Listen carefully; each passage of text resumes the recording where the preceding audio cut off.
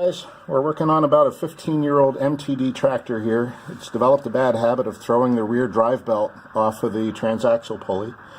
Replaced the idler pulley and the idler spring, and it didn't help. So I tore it apart again, and I wanted to show you what we found. Right here is the idler pulley, and behind it in the dark there you can see the transaxle pulley. And what was happening, sorry for the shaky camera, the idler pulley here, the spring's disconnected at the moment.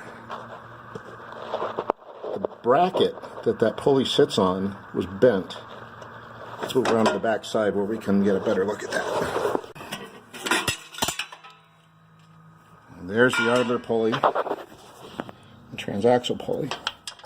What was happening is the bracket was bent, which allowed this pulley to tip forward. And since it tipped forward, the back edge rode up, and the belt came out of this gap right here.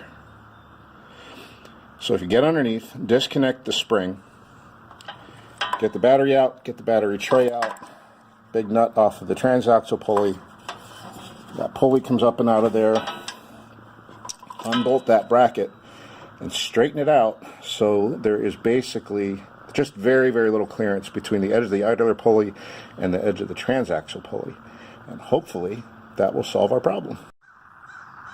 Alright guys, just a quick update here. With the idler pulley bracket bent back up where it belongs, the idler pulley now just barely clearing the edge of the transaxle pulley behind it. We put it all back together and took it for a drive around the yard, forward and backward and backing up hills and all kinds of things.